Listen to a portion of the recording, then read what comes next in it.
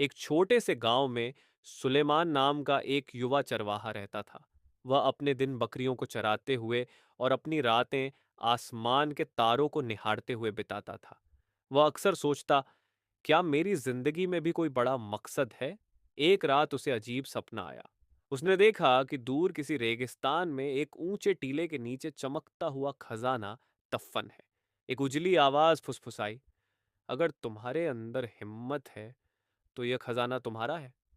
सुबह उठते ही उसके मन में डर भर गया। मैं गरीब हूं, अकेला हूं, रेगिस्तान खतरनाक है। लेकिन उसने अपने दिल पर हाथ रखकर कहा, अगर मेरा दिल मुझे बुला रहा है तो मुझे जाना होगा। और इस तरह सुलेमान ने अपनी यात्रा शुरू की। पहला सबक, परीक्षाएं हमेशा आशीर्वाद से पहले आती हैं। यात्रा शुरू होने के कुछ ही समय बाद चोरों ने उसका सारा पैसा चुरा लिया।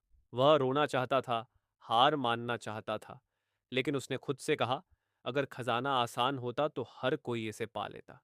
आगे उसे एक बुजुर्ग क्रिस्टल व्यापारी की दुकान में काम मिल गया। उस व्यापारी का नाम था तारेक। कई महीनों तक सुलेमान ने कांच साफ किया, दुकान सजाई और व्यापार को आगे बढ़ाने में मदद की। जब उसने आखिरकार फिर से यात्रा के लिए पैसे बचा लिए, तारेक ने उसे जाते हुए कहा, बेटा, सब कुछ तुम्हारे नियंत्रण में नहीं होता, लेकिन आगे बढ़ने का इरादा हमेशा तुम्हारे हाथ में होता है। दूसरा सबक, दुनिया हमेशा संकेत देती है। रेगिस्तान पार करते हुए उसकी दोस्ती एक छोटे लड़के रेयान से हो गई, जो तारों को देखकर रास्ता पहचान लेता था। एक रात रेयान ने कहा, दुनिया हर किसी से बात करती है, लेकिन बहुत कम लोग उसकी आवाज को सुन पाते हैं। ये बातें सुलेमान के दिल में गहरे उतर गईं। कई महीनों की मेहनत और संघर्ष के बाद सुलेमान आखिरकार उस टीले तक पहुंच गया जो उसने सपने में देखा था। उसने तेजी से खोदा और खोदता रहा, लेकिन वहां कुछ भी नहीं था।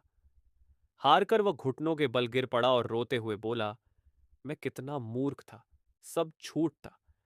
तभी रेगिस्तान की हवा ने उसके कानों में फुसफुसाया, खजाना हमेशा मंजिल पर नहीं मिलता। असली खजाना वह होता है जो तुम रास्ते में बन जाते हो। तुम अब पहले वाले लड़के नहीं रहे, और यही तुम्हारा खजाना है।